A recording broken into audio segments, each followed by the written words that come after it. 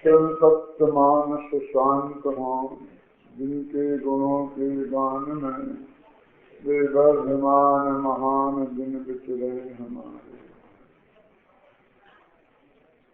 ये सिद्ध चक्र महामंडल विधान आरंभ हुआ है। सिद्ध चक्र क्या है? चक्र माने होता है समूह, समुदाय। बहुत सी जो चीजें होती हैं उनका जो समुदाय होता है उसे चक्र बोलते हैं। तो सिद्धों का जो समूह है उसका नाम ही है सिद्ध चक्र। अनादिकाल से लेके आज तक अनंत जीव सिद्ध दशा को प्राप्त हुए हैं और जो लोकाग्र में सिद्ध सदा है उस पर विराजमान हैं। तो उन सारे सिद्धों के समूह को सिद्ध चक्र कहते हैं। तो सिद्ध भगवान की पूजन अपन पुरानी करते हैं, उसमें हम आता प्रसिद्ध विशुद्ध सुसिद्ध समूह। तो सिद्ध समूह है ना, तो सिद्ध चक्र का अर्थ में है।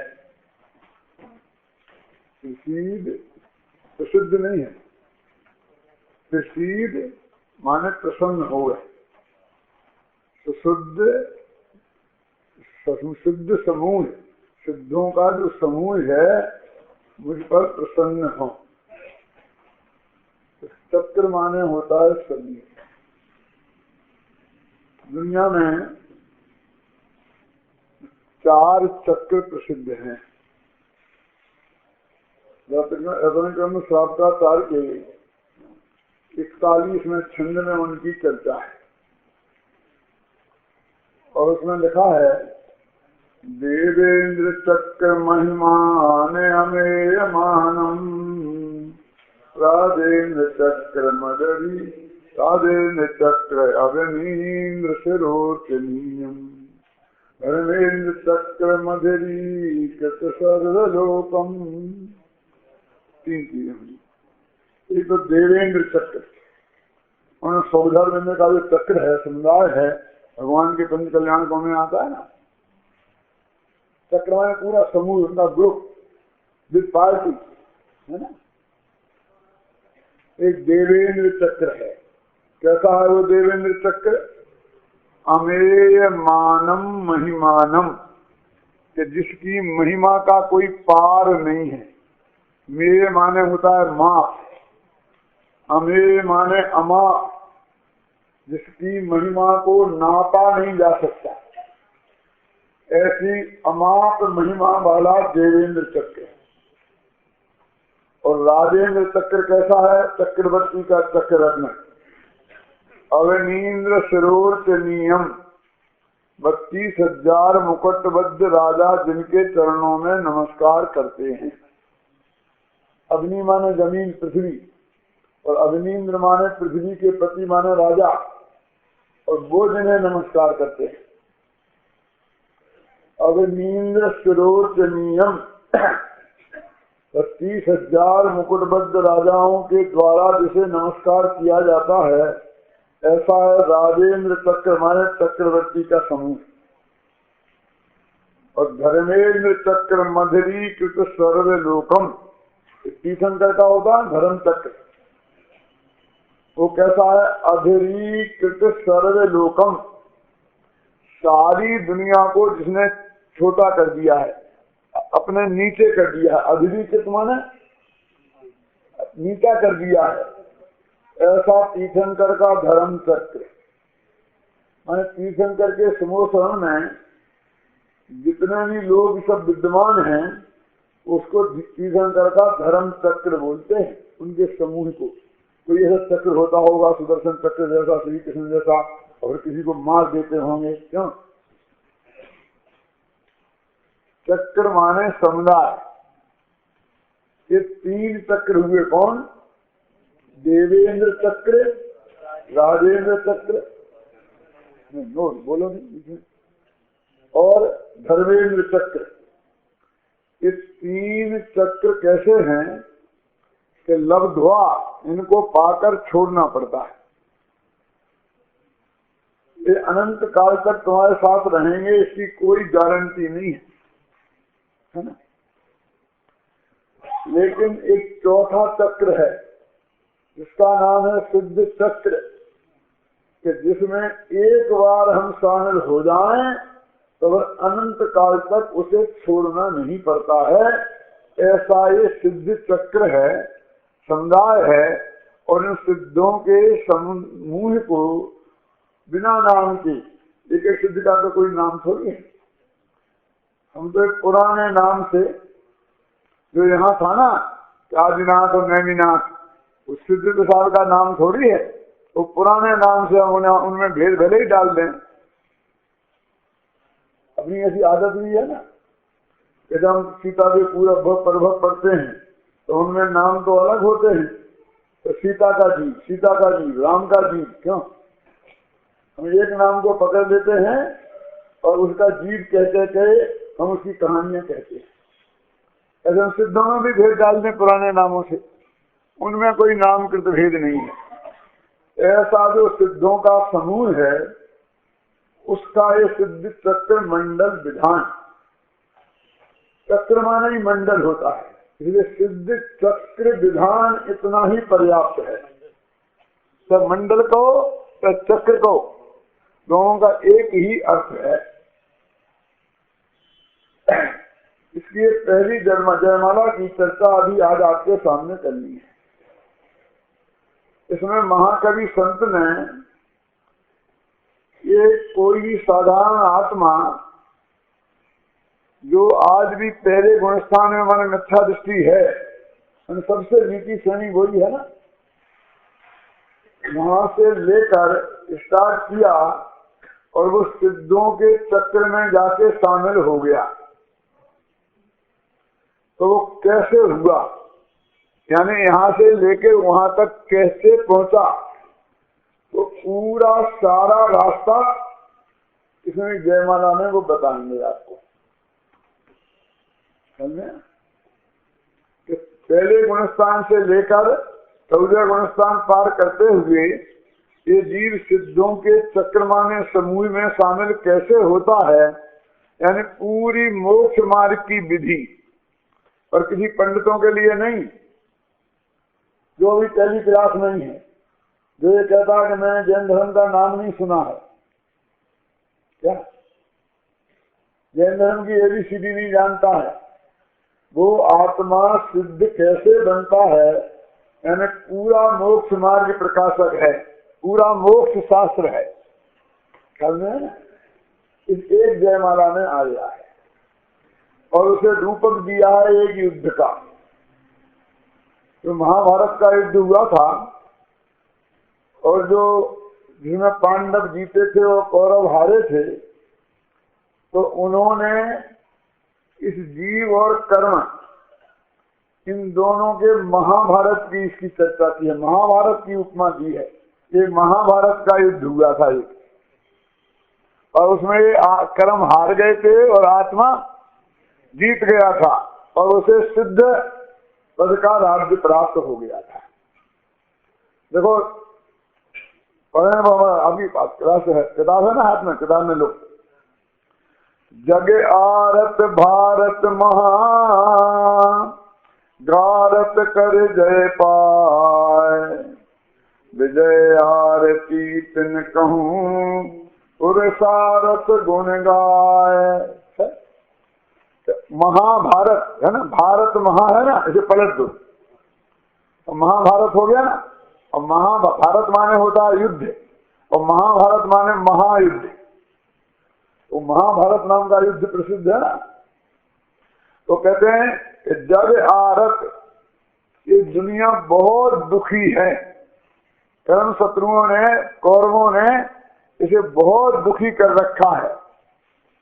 तो इसकी वजह से एक महाभारत छिड़ गया और उसे गारत कर उस महाभारत में उस कर्म की शत्रु की सेना को बर्बाद कर दिया। गारत माने बर्बाद करके जय पाए, जिन्होंने जीत प्राप्त की है। तेरा जी ये पंक्ति का समझ में आया ना। जग आरत भारत महा गारत कर जय पाए, कहूँ आरती तिनक विजय, आरती तिन कहूँ। उनके विजय की कहानी मैं तुम्हें सुनाता हूँ, कैसे वो महाभारत उनने जीता था, है ना। विजय आरती, आरती माने कहानी, माने महिमा, उसकी महिमा गाते हुए कि वो युद्ध कैसे जीता गया था। अपना आरती है वैसे ऐसी नहीं आरती है, इसका नाम आरती नहीं है। आरती माने होता गुणगान करना। विजय आरती तिन कहूँ, उनके जीत की महिमा मैं तुम्हें बताता हूँ, जीत की गाथा मैं तुम्हें सुनाता हूँ। विजय आरती तिन कहूँ, पुरुषार्थ गुण गाय, के भाग्य से जीत गए होंगे क्या, सहयोगियों ने जिता दिया होगा, कोई मार्गदर्शक रहे होंगे, तो नहीं, एकमात्र पुरुषार्थ से उन्होंने ये काम किया, अपनी ताकत पर किया। जिसने भी इस महाभारत को जीता है वो दूसरों के सहयोग से नहीं जीता, अपनी शक्ति से जीता है। और पुरुषार्थ 4 होते हैं ना, तो अंतिम पुरुषार्थ कौन है, उसकी चर्चा भी आगे आएगी कि अंतिम पुरुषार्थ का फल उन्होंने प्राप्त कर लिया। कैसे किया कि अंदर के पुरुषार्थ से प्राप्त किया। तो पुरुषार्थ उन्होंने शुरू किया, लड़ाई लड़ी, तो बात कहां से शुरू हुई, तो पढ़ते हैं अपन। जय कारण कृपान सुप्रथम बार, नित्यात्व शोभत कीनो प्रहार। क्या कहते हैं, कृपान माने तलवार, ये तो आप सब जानते हैं ना। तो करण माने अधाकरण, अपूर्वकरण और अनवृत्तिकरण। विद्यार्थी लोग तो सब समझते हैं। अब आप लोगों के लिए करण माने परिणाम, अपने निर्मल परिणाम, आत्मा के सन्मुख के परिणाम, आत्मा का ध्यान करने वाले भाग, उन्हें बोलते हैं करण। करण माने कान भी होता है, करण माने 5 इंद्रियां भी होती हैं, करण नाम का एक कारक भी होता है 6 कारकों में। लेकिन यहाँ क्या, करण माने परिणाम भाव, वो तो हुई कृपाण तलवार की। ये उस जमाने का युद्ध है जब तलवारों से लड़ाई लड़ी जाती थी, अणुबम्बों वाली लड़ाई नहीं है। तो उनने क्या किया, किसने, जिसने कर्म रूपी महाभारत की लड़ाई लड़ी कर्म के साथ में, और जीत कर जो सिद्ध बने। तो हे सिद्ध भगवान, तुमने सबसे पहले क्या किया था, इस बहाने वो पूरा मोक्ष का मार्ग बताएंगे कि सबसे पहले कर्म रूपी कृपाण से सम्मा दर्शन की प्राप्ति जब होती है ना, तो उसके पहले एक कर्ण लब्धि नाम की लब्धि होती है। 5 लब्धियों में होती है ना, और जिसको कर्ण लब्धि होती है उसको गारंटी से अंतर्मुख के भीतर सम्मा दर्शन की प्राप्ति होती है। तो कर्ण रूपी कृपाण से मिथ्यात्व रूपी शुभत पर सबसे पहले वार किया। आक्रमण किस पर किया, मिथ्यात्व। जनता को मारने से क्या होता है, एक एक सिपाहियों को मारने से क्या होता है, जब तक सेनापति को नहीं जीतेंगे तो युद्ध जीता नहीं कहलाता है। सामने की शत्रु की सेना को लाखों को मार डालो और लाखों तुम्हारी शरण में आकर अपना समर्पण भी कर दें तो भी तुम लड़ाई जीत गए, ये अर्थ नहीं है, जब तक वो सेनापति और राजा समर्पण नहीं करे, है ना। इसलिए कहते जनता को मारने से क्या फायदा। तो उन्होंने सबसे पहले परिणामों रूपी तलवार से मिथ्यात्व नामक सुभट पर वार किया, क्योंकि कर्मों का सबसे बड़ा सेनापति राजा मिथ्यात्व था। कहने का मतलब ये है तो ये लड़ाई शुरू होगी, धर्म शुरू करना है तो सबसे पहले मिथ्यात्व को छोड़ना पड़ेगा। और आज हमारी ऐसी है बातें कि भैया मन वचन का जो काबू में रखो, योगों को संभालो तो कसाय मत करो, तुम्हारा कल्याण हो जाएगा। अब इसमें आएगा जयमाला में तो पहले मिथ्यात्व का नाश किया, फिर अवृत्ति का नाश किया, फिर प्रमाद का नाश किया। कसाय का नंबर तो उसके बाद में आता है और योग तो उसके बाद में आता है। जो सबसे बाद में आता है हम वहां से शुरू करते हैं। शरीर की हड्डी को सीधी रखो, मोक्ष चले जाओगे। तेरी हड्डी वालों को मोक्ष का रास्ता बंद ही हो जाते। कितना स्पष्ट शब्दों में लिखा है कि सबसे पहले धर्म की शुरुआत कहां से होगी? लीलासनी। क्या करना पड़ेगा? योगा। कसाय कम करो। तुम्हारे कसाय कम करने से कसाय कम होती है? इसमें क्या बुराई की बात है? कसाय कम करें तो अरे कसाय कम जब तक मिथ्या प्रवृत्ति और प्रमाद नहीं जाए तब तक कम होते ही नहीं है। तुम करोगे कैसे? विधि क्या है? विधि तो ये है कि सबसे पहले मिथ्यात्व रूपी सुभट पर प्रहार करो। गीत मिथ्यात्व सबसे पहले। जब तक गीत है तो अगीत पर चोट ही नहीं पड़ती है। सुने ना? तो गीत और अगीत मिथ्यात्व का पर पहले प्रहार किया और उन्होंने क्या किया? देखो एक ही लाइन में निपटा दिया। जय करण कृपान सुप्रथम बार मिथ्यात्व सुभट कीनो प्रहार। थोड़ा थोड़ा छोड़ देंगे 4 शब्द में तो भैया ऐसा नहीं होता है। ये मिथ्यात्व रूपी सुभट को तो एक चोट में ही खत्म करना पड़ता है। अंदर में गए, आत्मानुभूति लेके निकले और मिथ्यात्व समझ ना। धीरे धीरे वाला काम नहीं है। धीरे धीरे वाला काम करना है तो वो आगे बताएंगे। कसायों को धीरे धीरे कम किया जाता है। पहले अनंतानबंदी, फिर अप्रत्याख्यानादान, फिर प्रत्याख्यानादान, फिर संजुलन। वो धीरे धीरे वाला मामला मिथ्यात्व में नहीं है। यहाँ तो एक चोट बात है कि इस तरफ या उस तरफ, बस खत्म। या थोड़ा थोड़ा छोड़ देंगे और थोड़ा थोड़ा जान देंगे। क्या गीत छोड़ देंगे या गीत रख देंगे? क्यों?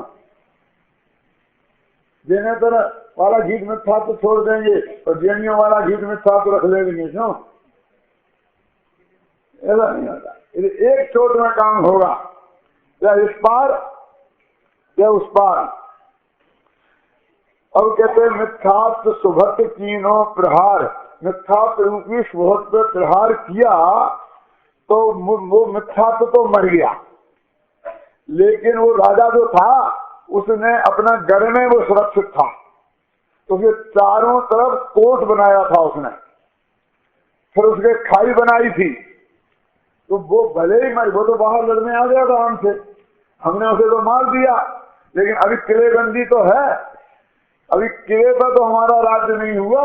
तब तक किले पर राज्य नहीं हुआ तब तक समझो कि गांवों पर भी राज्य नहीं हुआ। भले अपने कब्जे में आ गया। तो किला क्या है उसका? मिथ्यात्व का किला क्या है जो मिथ्यात्व की सुरक्षा करता है?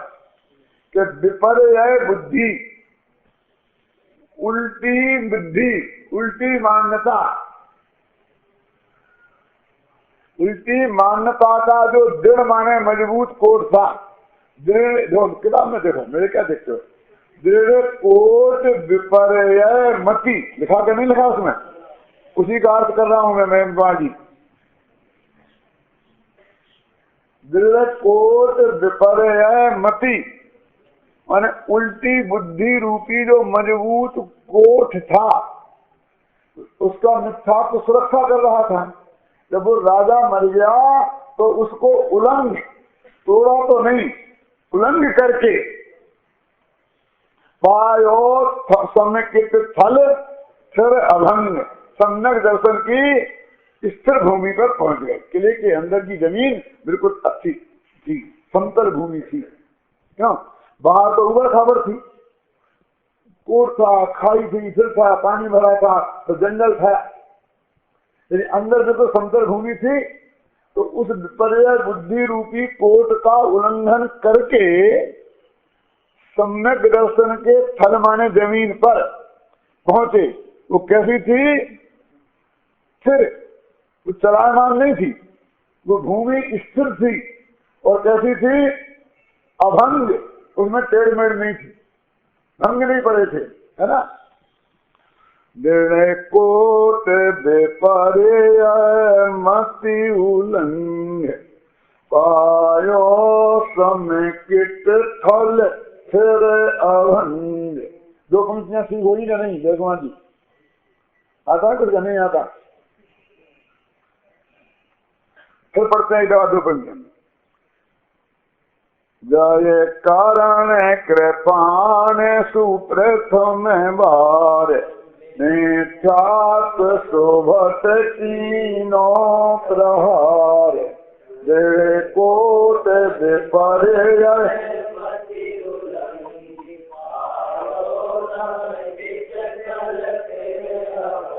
निज पर विवेक अंतर पुनीत,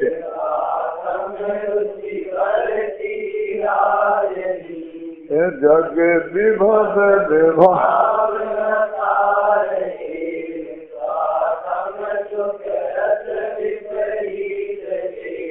तो जब हम इस राजा पे, इस राजा का राज हो गया, समस्त राजा का, तो सबसे पहले क्या काम किया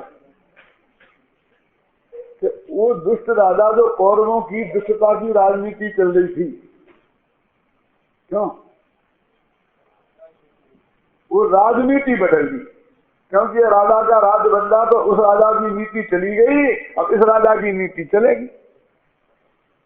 यदि नीति न बदली जाए और राज बदल जाए तो कोई फायदा नहीं है, क्योंकि पहले गोरे साहब बैठे थे दिल्ली की गद्दी पर, अब काले साहब बैठ गए, क्या फर्क पड़ा?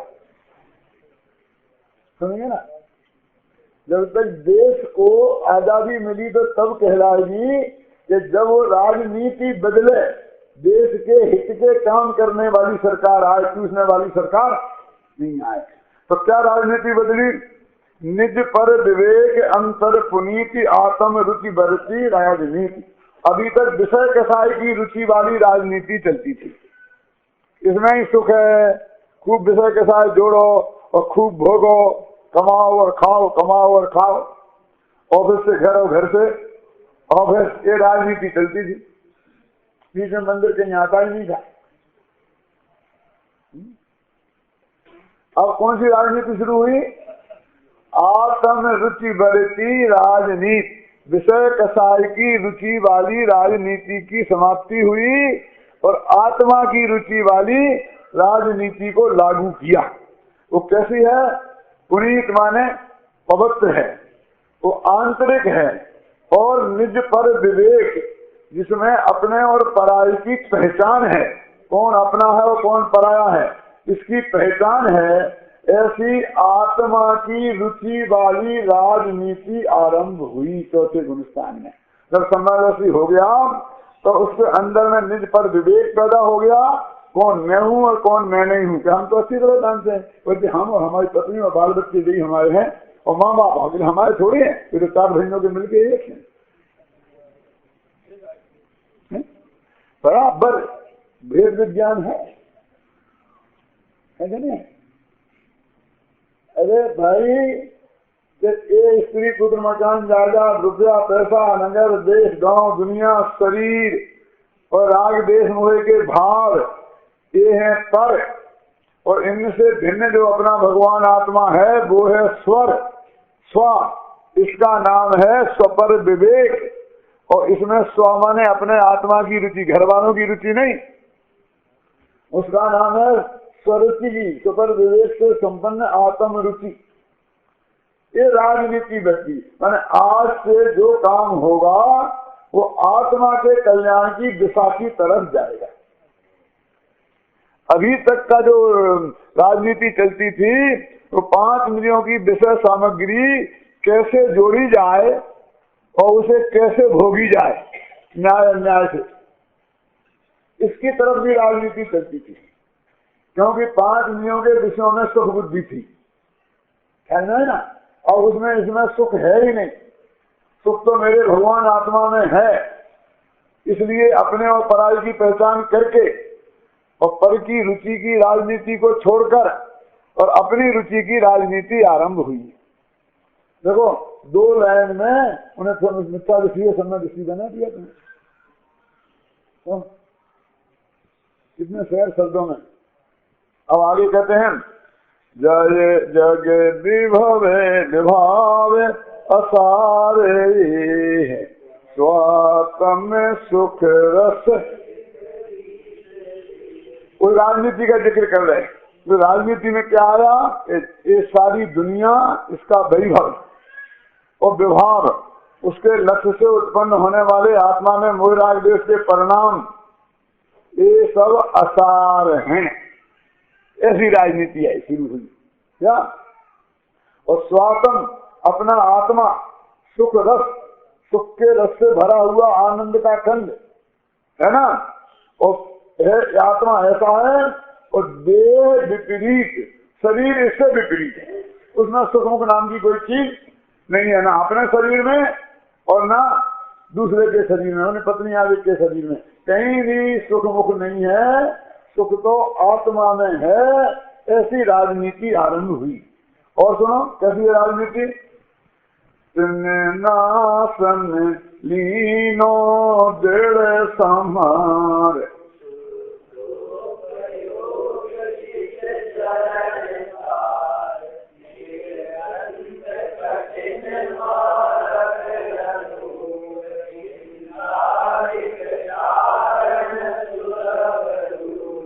जब ये नक्की हो गया कि राग द्वेष मोह के भाव असार हैं और जगत का वैभव असार है, तो अभी तक दृष्टि तो ठीक हो गई, पहचान तो हो गई कि कौन ठीक है और कौन गलत है, लेकिन वो गलत भी अभी बने हुए हैं। अनादि के थे ना, तो हमारे ऐसा मानते ही छूट नहीं जाएंगे।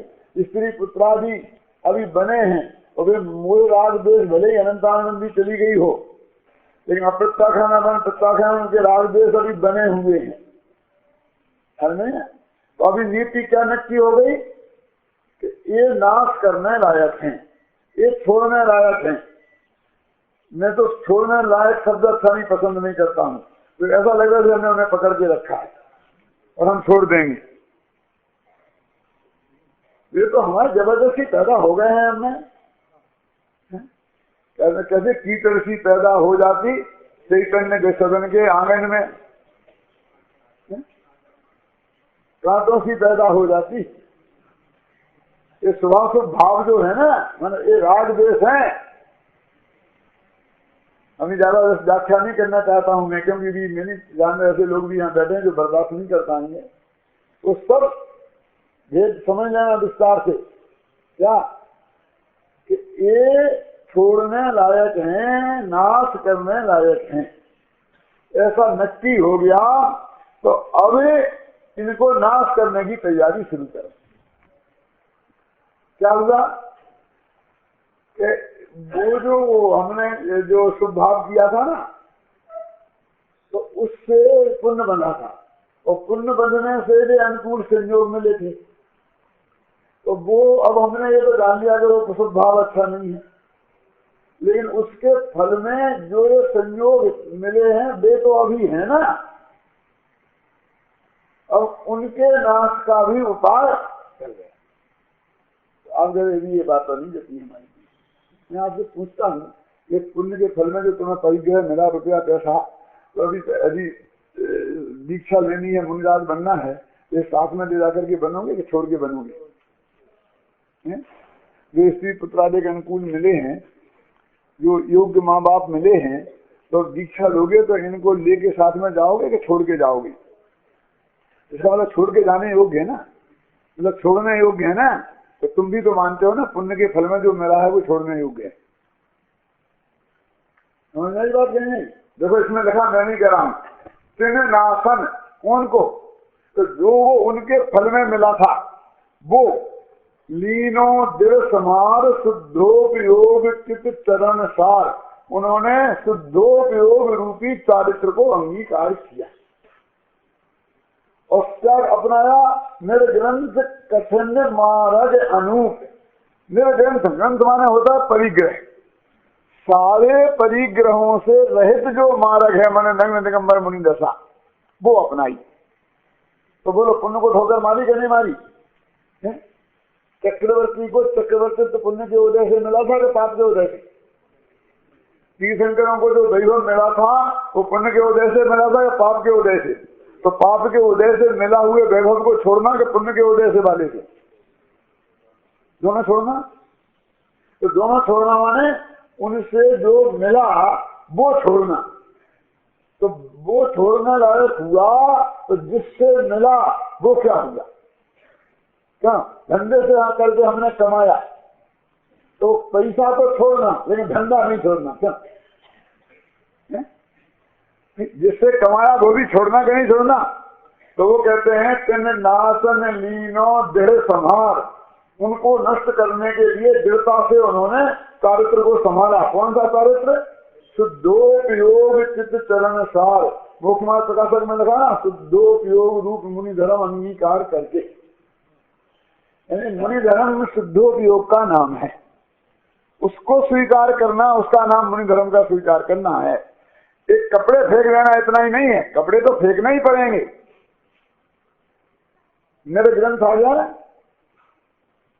तो ग्रंथ माने होता है परिग्रह, और ग्रंथ माने होता है गांठ, और ग्रंथ माने होती है किताबें।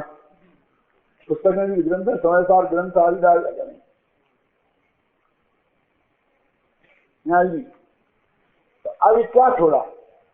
तो वो कहते हैं कि एक तो परिग्रह छोड़ा, वो तो सब ठीक हो गई ना निर्ग्रंथ। अब दूसरा गांठ लगाना बंद किया। समझ गए ना? धोती पहनोगे तो गांठ लगानी पड़ेगी कि नहीं? पैजामा पहनोगे तो भी नारे में गांठ लगानी पड़ेगी कि नहीं? और पैंट पहनोगे तो बटन लगाया वो भी गांठ ही लगाना है कि नहीं?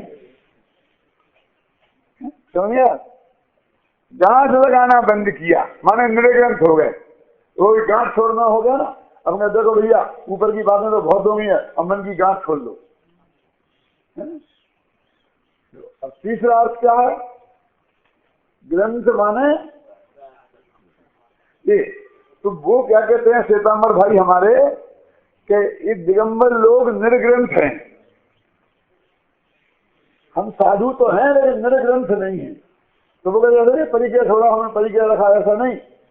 ये किताबें रखने का भी निषेध करते हैं। बस एक किताब रखो, पीछे कमंडल और एक किताब, और हम कहते किताबें क्या इतनी रख सकते हो? क्या ग्रंथ? अरे ग्रंथ यही परिग्रह है कि नहीं है? यदि रखोगे 100-200 किताबें तो फिर एक मजदूर साथ में रहना पड़ेगा ना। 1000-2000 रखी तो पूरा पुस्तकालय साथ में चलेगा। अरे एक बस लेनी पड़ेगी, उसमें लाइब्रेरी बनानी पड़ेगी।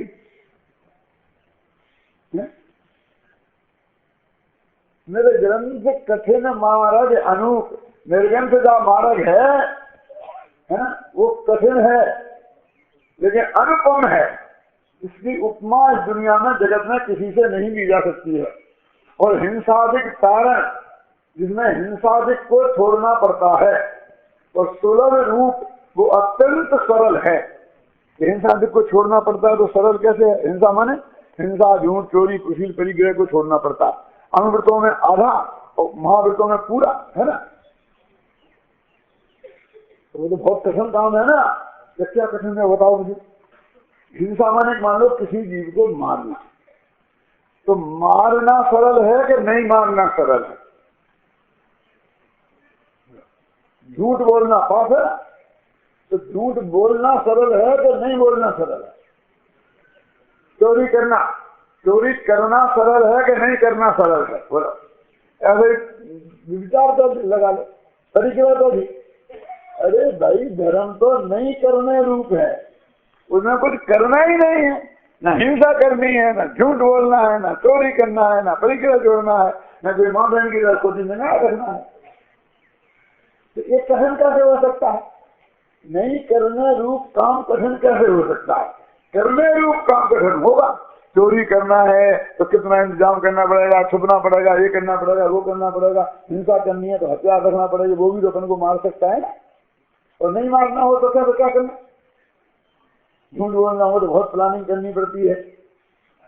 और नहीं बोलना हो झूठ तो खुद में। चोरी करना हो तो परिचय जोड़ना हो तो कितना धंध फंद करना पड़ते हैं, और नहीं जोड़ना हो तो छोड़ना हो तो भी बहुत करना पड़ता है। क्या करना पड़ता है? छोड़ दो। तो निर्ग्रंथ कठिन मार्ग अनूप हिंसादिक तारण सुलभ रूप। तो हिंसादिक, हिंसा, झूठ, चोरी, कुछ परिग्रह, इनको तारने वाला है। और ये काम बेटा कठिन नहीं है, ये काम तो अत्यंत सरल है ना। बहुत लंबी जयमाला है, धीरे धीरे करेंगे तो काम नहीं चलेगा। पढ़ो। द्वैदीत परिश्रम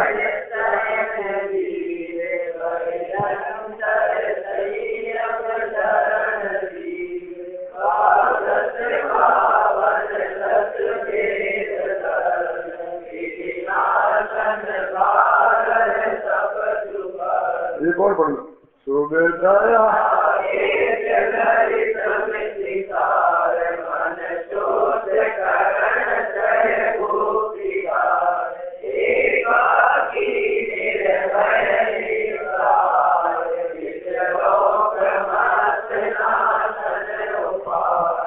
ये तो मुनिदास बन गया ना।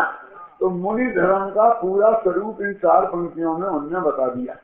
22 परिग्रहों का सहन करना, बाह्य और अभ्यंतर संयम को धारण करना, 12 भावनाओं का भाना, 10 धर्मों को समय पालन करना, कर्मों को नाश करने वाले 12 तपों को धारण करना, शुभ के लिए दया धारण करना, समझी सारा जमीन देख के आगे चलना, कोई जीव न मर जाए, मन को शुद्ध करने के लिए 3 गुप्तियों का धारण करना, आप सुने, और एकाकी विहार कर, ये सारा मुनि धर्म का स्वरूप है। अभी इसके विशेष वर्णन में नहीं कर सकता। क्यों नहीं कर सकता? कि इसमें एक एक चीज ऐसी है कि जिस पर एक एक किताब लिखी जा सकती है। ये कोई कल्पना नहीं है रमेश। मैंने इनमें 2 चीजों पर 2 किताबें तो लिख दी। 10 धर्म पर लिख दिया, इसमें 10 धर्म पर एक किताब लिख दी, और 12 भावना, तो 12 भावना पर एक लिख दी। अब तो भरोसा होता है कि बाकी की पर भी लिखा जा सकता है। फिर नहीं लिखी, हिम्मत नहीं पड़ी। क्या तो बहुत बड़ा मोर्चा खुलता है। लेकिन एक एक किताब लिखी जा सकती है, इतना मैटर मेरे दिमाग में है। अब इनका एक एक का वर्णन करने बैठे तो एक एक में कितना समय चाहिए। लेकिन इतना आप मोटा मोटा समझ लो, ये मुनि धर्म का जो स्वरूप है उसका उन्होंने वर्णन किया। इसमें दो एक बातें बहुत महत्वपूर्ण हैं, वो मैं आपको थोड़ा बता देता हूँ। इसमें जो एक पंक्ति में है ना, वीर और धीर, है ना, वीर और धीर शब्द है क्या नहीं? तो वीर किसे कहते हैं और धीर किसे कहते हैं आप जानते हैं? आक्रमण करने को बोलते हैं वीरता, और आक्रमण सहने को बोलते हैं धीरता।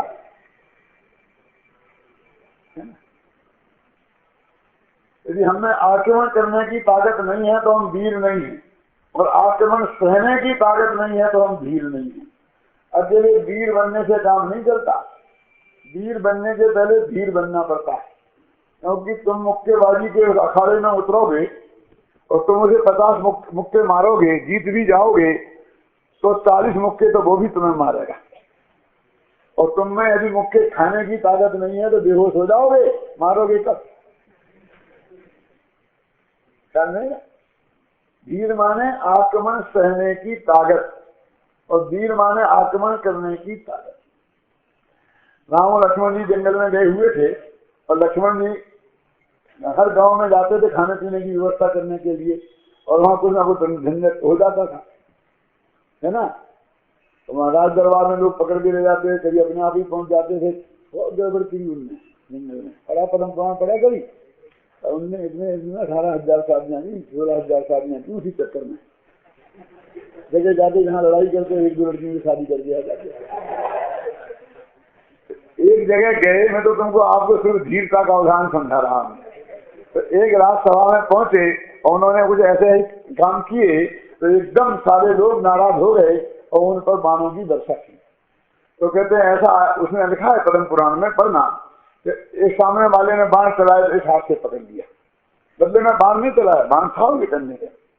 फिर दूसरा आया दूसरे से पकड़ लिया, तीसरा आया तो यहाँ पकड़ लिया, चौथा आया तो यहाँ पकड़ लिया, पांचवा आया तो इधर से पकड़ लिया, छठवां आया तो इधर से पकड़ लिया, सातवां आया तो पैर से दबा लिया, छठवां आया, आठवां आया तो घुटने से दबा लिया, और अंत में आया तो दांतों से पकड़ लिया। तीर आया दांतों से पकड़ लिया, बदले में मारा नहीं। सब लोगों ने हथियार डाल दिए, भैया ये कमाल का आदमी है। तो बिना मारे भी धीरता से भी जीत लिया जाता है ना। तो अपने मुनिराज वीर भी है और धीर भी है। देखो कैसे वीर है और कैसे धीर है। देखो 22 परिश्रम सहन वीर, 22 परिश्रमों को सहने में वीर हैं और बाहरी और अभ्यंतर संयम को धारण करने में वीर है। आया जाने ना। अच्छा, अब ऐसे उन्होंने एकाकी निर्भय ने सहाय। अब जंगल में एका बिहारी हो गए। जो मुनि मोक्ष जाते हैं वही एकल बिहारी हो सकते, बाकी मुनियों को एकल बिहारी होने की आज्ञा नहीं शास्त्रों में। एकल बिहारी के में दो बातें होती हैं, एक तो आजाद हो गया, स्वतंत्र हो गया, चाहे जो कुछ करे, कोई टोकने वाला नहीं, रोकने वाला नहीं, तो महाभ्रष्टे का एकाकी हो जाता है। और एक ये कि अभी मुझे गुरु की जरूरत नहीं है, मैं सब समझता हूँ, मुझे आत्मा का ध्यान करना है, किसी से बातें ही नहीं करनी है, तो आजीवन मौन व्रत लेकर बस अकेले बिल्कुल अपने में मगन, दुनिया से कोई मतलब नहीं, तो मुझे उसी भव से मोक्ष जाने वाले होते हैं, वो असली वो एकाकी बिहारी वो होते हैं। और बाकी जो कमजोर व्यक्ति वाले हैं उन्हें अपने गुरु के पास रहना चाहिए, संग में रहना चाहिए, क्योंकि बहुत गलतियां होती हैं तो वो सुधरवा सकते हैं, कोई टोक सकता है। यदि ऐसा नहीं होगा, अकेला जाएगा तो उसमें निश्चित रूप से कुछ ना कुछ दुर्गुण पैदा हो जाएंगे। तो एकाकी माने अकेले, अब अकेले रहेंगे और जंगल में रहना तो निर्भय तो होंगे तो नहीं, कैसे रह सकते। निस्सहाय, किसी निस्सहाय माने उनसे कोई सहायता करने वाला नहीं है, उन्हें किसी की सहायता की जरूरत नहीं है। विचरण, ऐसे जंगल में विचरण करते थे, काय के लिए? प्रमत्त नाशन उपाय, माने 6वें गुणस्थान से पार करके 7वें गुणस्थान में जाने के लिए। प्रमत्त गुणस्थान का नाम है, प्रमाद के नाशन करने के लिए उन्होंने किया। अब वहां पर जो वो शत्रु था, पहले जो मिथ्यात्व नामक शत्रु को मारा था ना, वो इतना बलवान नहीं था जितना बलवान एक चारित्र मूल नामक शत्रु है। क्योंकि जब हमने कोशिश की थी तो अकेले एक मोह को नाश करने के लिए नहीं की थी, दोनों मोह का नाश करने के लिए हमने कांड अभी अपनाई थी। तो दर्शन मोह तो पूरा खत्म हो गया, और चारित्र मोह का अनंतानुबंधी गया और 3 बचे रहे। तो मजबूत कह रहा है क्यों? तो इसलिए उन्होंने अलग से इंतजाम करना पड़ेगा, इस चारित्र मोह को जीतने के लिए अलग से इंतजाम करना पड़ेगा। क्या है? लगे मोह शत्रु पर चंड दूर,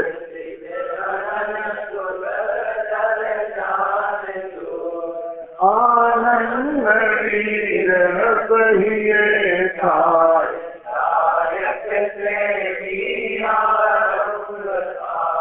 मोह रूपी शत्रु का प्रचंड जोर देखकर उसको हनन माने मारने के लिए शुक्र ध्यान रूपी दल माने सेना, उसको गठन किया, शुक्र ध्यान की सेना को गठन किया। क्यों? कि अब ये जो सुरक्षा है ना, साधारण पुलिस का काम नहीं है, वो कमांडो चाहिए। इस चारित्र मोह के नाश करने के लिए कमांडो दल का गठन अलग से किया गया है ना। देखा, शुक्र ध्यान रूपी दल माने समुदाय सेना, उनका गठन किया। और आनंद वीर रस का जो मुख्य गुण है वो क्या है मैं जानता? स्थायी भाव क्या है? रसल अलंकार पढ़ेगा नहीं पढ़े तुमने? कोसना नहीं तुम्हारे क्या कौन सा है? उत्साह जो है उसका स्थायी भाव है। किसका? वीर रस का उत्साह स्थायी भाव है, समझ है ना। फिर उद्दीपक है, बहुत बहुत होती ना, सब पढ़े होंगे कि नहीं। तो कहते हैं वीर रस का हृदय में बड़ा उत्साह आ गया, उत्साह आ गया, आनंद आनंद आनंद। माने उस वक्त उनको ऐसा नहीं लगा हाय राम जाके लड़ना पड़ेगा तो बहुत गर्मी लगेगी, फिर ऐसा होगा, फिर ऐसा होगा, है ना। रोता रोता जाए तो मरे की खबर लाए। एकदम आनंद, अतीन्द्रिय आनंद का झरना झर रहा है। आनंद वीर रस ये छाए, उत्थायक श्रेणी आरंभ था। उन्हें शपथ श्रेणी का आरंभ किया और एक ही चोट में वहां किया था दर्शन भय का नाम। 12 गुण थानक तारी नाश, 13 पायो निज पद प्रकाश। 12वें गुण स्थान में जाकर उस प्रभु का नाश कर दिया और 13वें गुण स्थान में पहुंच गए। वो जो संस्कृत का स्थल आया था 14 गुण स्थान समतल भूमि, तो यहाँ और बढ़िया समतल भूमि आ गई। 13 पद पायो निज प्रकाश। और वहां क्या क्या मिला उनको, वहां जाके थे नव केवल लाभ विराजना।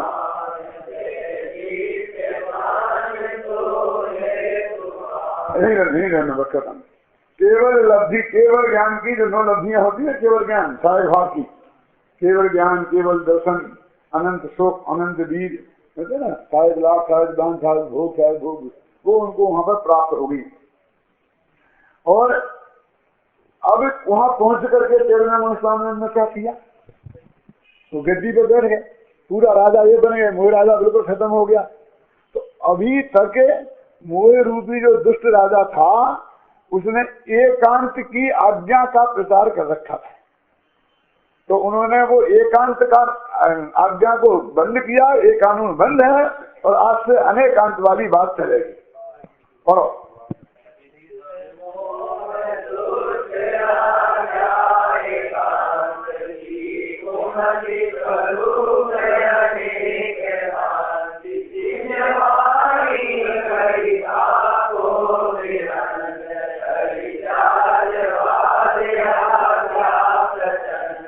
तो मेरे 45-50 साल पुरानी पढ़ा रहा हूँ मैं आपको, 50 साल पहले जो पढ़ाया है लोगों को। हम 100 शिक्षक विधान मैंने कराए होंगे तो पुष्पाचारी बन गए। और मुझे सारा पूरा याद रहता था। मैं कभी किताब में देखे उंगली नहीं बोली आज तक, शब्द को सुनकर और उंगली बनाकर बोल देता था और सही निकलती। तुम्हें क्या तुम्हें बता दूं करके 2 मिनट में काम है, अकेले में बताऊंगी सबके सामने। अभी आए नहीं 148 प्रकृतियों से रहता है ना, तो आएगा ज्ञाना बनीकरण रहता है शुद्ध जो अर्घम, मत ज्ञाना बनीकरण रहता है शुद्ध जो अर्घम, शुद्ध ज्ञाना बनीकरण होता है शुद्ध जो अर्घम। एक छंद आएगा, अब ध्यान से शांति से बैठेगा तो क्या सब सुन लो कि मत ज्ञान की बात कर लीजिए, शुद्ध की कर लीजिए, बोल दो, समझ में आएगा नहीं। हमको इस विधान करने वाले थोड़ी हैं, कराने वाले थोड़ी हैं, तो बनाने वाले लोग हैं, सिद्ध बनने वाले लोग हैं। क्या क्या बात चली कि एक वो क्या दिन जब मोह राजा की एकांत की दुष्ट आज्ञा थी जिसमें अनेक प्रकार की कुमतियां चलती थी, उनको जिनवाणी का दिव्य ध्वनि के द्वारा उनका खंडन किया और स्वादवाद की प्रचंड आज्ञा का प्रसारण किया। बरतायो जग में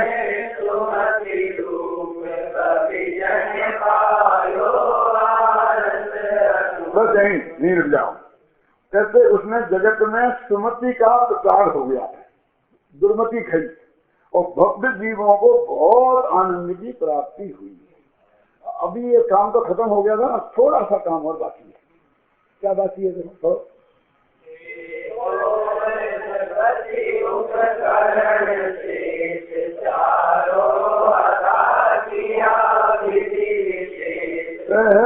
नृपति सनातन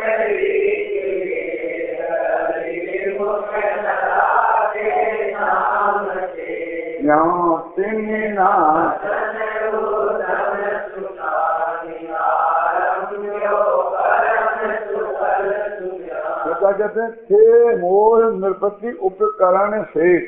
क्या कह रहे हैं कि ये जो समोषण बना था ना, ये समोषण कैसे बना था भैया? पुण्य से बना था ना। वो पुण्य कैसे बना था? अरे मेरे को बोलना दो, तुम्हारा नाम बता, तुम प्रश्न करना। ये जो मोह कैसे बना था पुण्य?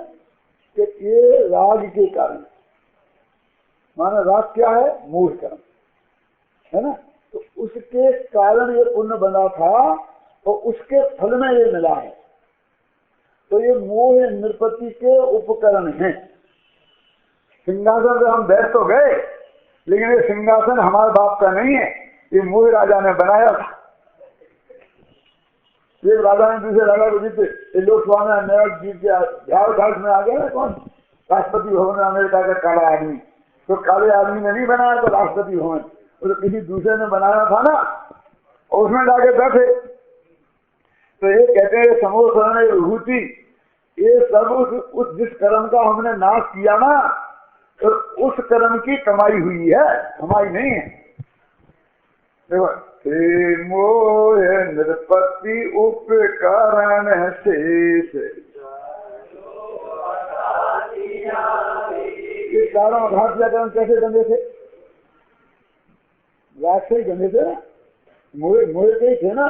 खलीद आघातिया हैं और उनके फल में ये सब मिल रहा है। मोह निरपत्ति उपकरण शेष, चारों आघातिया, हमें उनको भी नाश करना, हम नहीं रखेंगे उनको। ये अन्याय की कमाई हम अपने पास नहीं रखेंगे। क्या नासन लीनो बेड़े संहार, ये ना कुछ नासन ओ खान क्यों तिन नासन ओ जम सुठान आरंभ क्यों कह निरपत्ति सनातन रीति।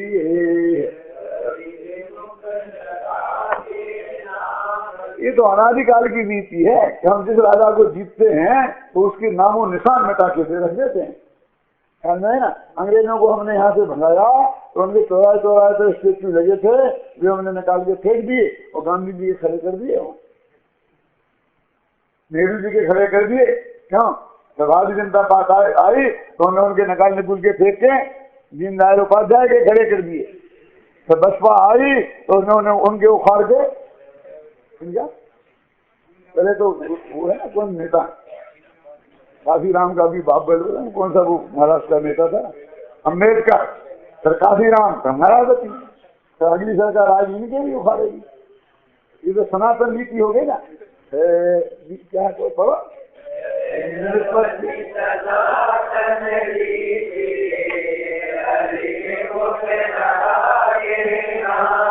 जो शत्रु प्रमुख हो गया उसका नाम और निशान भी नहीं रखने देना। ये समोषण उसकी नाम निशानी है। इसलिए भगवान उस पर बैठे नहीं सिंहासन पर, 4 अंगुल ऊपर ही रहे।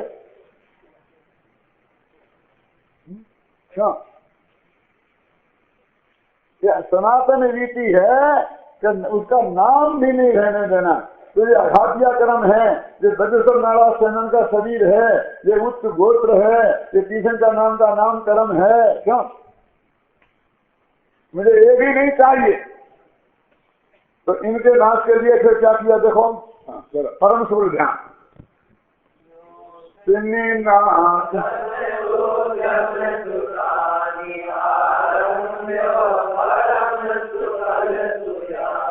इस बल करे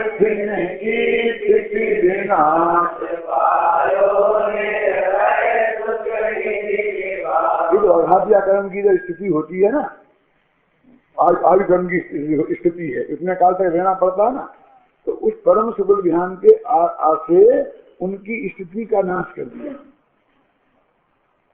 हमने सब्जी बराबर कर देता है ना, और उससे नाश करके उनका भी अभाव कर दिया। और फिर सुख ने पायो निर्भय सुख निधि निवास, फिर ऐसा निवास मिला कि जो सुखों का खजाना है ना। अक्षय है अक्षय।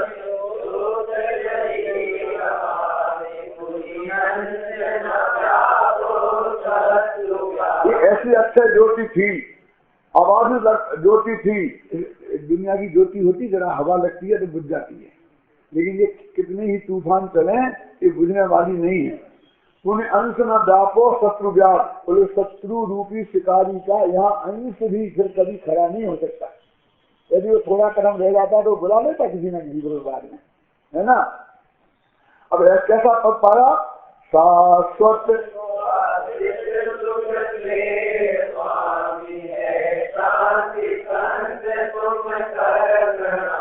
अंतिम पुरुषार्थ।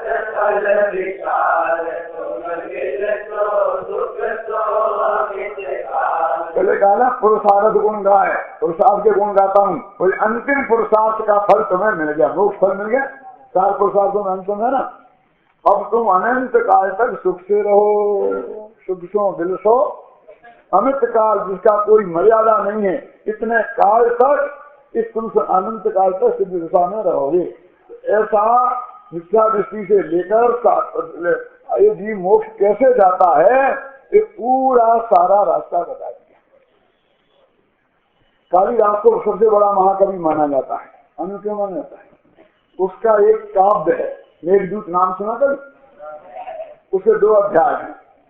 कहानी सिर्फ इतनी सी है कि एक व्यक्ति की गंधर्व था, उसकी नई नई शादी हुई थी और राजा ने उसे दंड दिया। तो वो तो अलकापुरी में रहता था, कैलाश के पर्वत के ऊपर, समझे ना, हिमालय के ऊपर समझ लो। और इसको रामटेक की टेकरी है ना, इस पर कैद कर दिया। किसको? उस यक्ष को। अब उसे अपनी पत्नी की बहुत याद आती थी। अब क्या करे, उस वक्त तो न टेलीफोन थे, न मोबाइल थे, न ये पत्र थे, न व्यवहार थे, न डाकखाना, कुछ नहीं था। उसे समाचार भेजना था। तो उसने क्या किया कि वहां से बादल उठते हैं ना समुद्र से, दक्षिण समुद्र से, तो बादल वहां रामटेक होते हुए और सीधे जाकर वहां हिमालय तक जाते हैं, फिर वहां से वो बरसते हैं ना, जाकर के वहां तक जाते हैं। तो बादलों को उसने अपना पत्रवाहक बनाया, मेघ को दूत बनाया। मेघ माने बादल। और उन बादलों से कहा कि तू वहां जा रहा है तो मेरा समाचार मेरी पत्नी को ये कह देना, बस इतनी सी बात है। पहले अध्याय में तो ये है कि वो रामटेक की पहाड़ी से और कैलाश पर्वत तक बादलों का रास्ता, हमारा तुम्हारा रास्ता नहीं, रेल का नहीं, प्लेन का नहीं, ऐसा बादल कैसे कैसे रास्ते से जाते हैं, वो सारा रास्ता कालिदास ने बताया। तो इस बात का लोहा माना जाता है कि उस जमाने में जब कुछ नहीं थे साधन, उसे बादल कहां से कैसे घूमते घूमते जाते हैं, ये इसका ज्ञान कालिदास को था। और उसमें बड़ा आनंद आएगा। ऐसा लगा तुम बेटा यहाँ से जाना तो उज्जैन नगरी आएगी।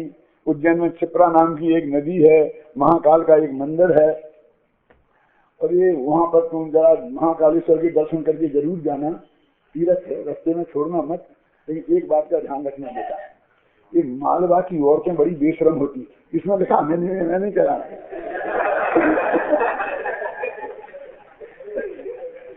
तो क्षिप्रा नदी में अर्धनग्न होके नहा रही होंगी, तो तू जाएगा वहां तो बेचारी बहुत संकोच में पड़ जाएंगी। इसलिए तू तो ऐसा नीचे को होकर और सूरज के ऊपर के बीच में तू छाया कर देना, अंधेरा कर देना, कि जिसकी वजह से उनकी लाश सुरक्षित रहे और तू महाकाल का मंदिर का दर्शन करके आगे बढ़ेगा। तो तू वहां से आगे जाना तो तेरे रास्ते में विदिशा नहीं आएगा, लेकिन थोड़ा मुड़ के चले जाना। वहां भी एक अच्छी जगह है, ऐसा शूद्र की राजधानी है, उसे इसका नाम विदिशा इसलिए पड़ा क्योंकि वो उस दिशा में नहीं है।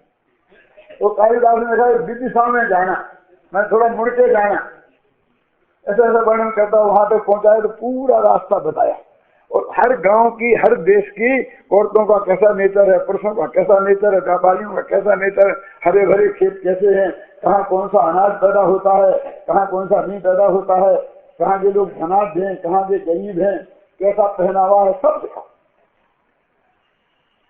और फिर तुम वहां पहुंच जाए तो क्या करना, कि देख मेरी पत्नी बहुत डरपोक है,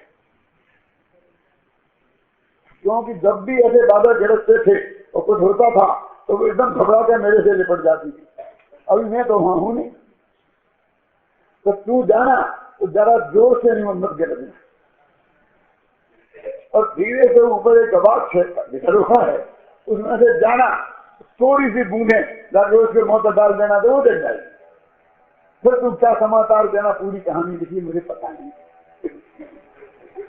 मतलब कालिदास को इसलिए महाकवि माना जाता है, उसने पूरा रास्ता बताया।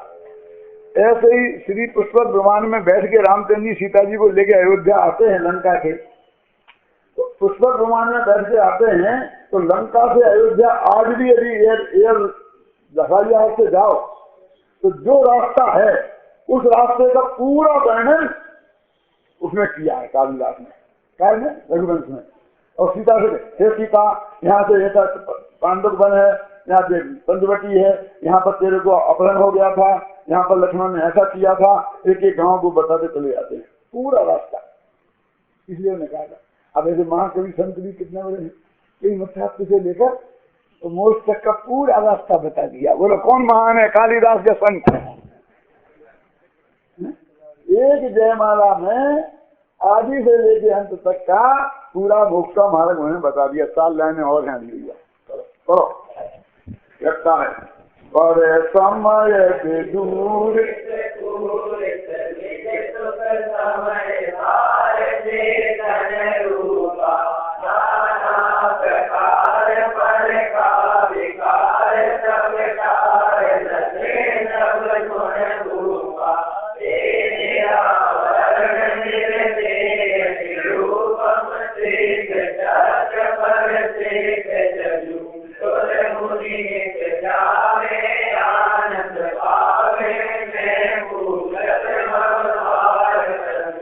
पर समय विदूर, पर समय समझते हैं। समय साधन ने सुना भी जानते हैं, स्व समय और पर समय। स्व समय माने सम्मान दर्शन ज्ञान चारित्र और पर समय माने मिथ्या दर्शन ज्ञान चारित्र। तो जब मिथ्या दर्शन ज्ञान चारित्र को विदूर नष्ट किया है, पूरित निधि सुख, अब अतीन्द्रिय आनंद से पूरित पूर्ण है, समय सार है, चैतन्य स्वरूप है, नाना प्रकार के विकार थे। पहले ऐसा था लिखा था नाना प्रकार विकार होते, ऐसा था। मैंने ठीक ठाक किया इसको। नाना प्रकार के जो विकार थे करके उनको टाल कर तुम सब गुणों के राजा बन गए हो। वे निरावरण हैं, सिद्ध भगवान निर्देह शरीर से रहते हैं, निरुपम है, सिद्धों का समूह है, और प्रसिद्ध, प्रसिद्ध ना प्रसिद्ध है, प्रसिद्ध विसिद्ध है ना, प्रसिद्ध है, उनको मैं नमस्कार करता हूँ। और क्या सूर्य मुनि गण उनके देवता लोग उन्हें नमस्कार करते हैं, उनके गुण गाते हैं, मुनिराज उनके गुण गाते हैं और आनंद गुण गाकर आनंद प्राप्त करते हैं। मैं भी उनकी पूजा करके संसार समुद्र से पार हो जाऊंगा, ऐसी भावना के साथ वे भगवान सिद्धों की स्तुति करते हुए बात समाप्त।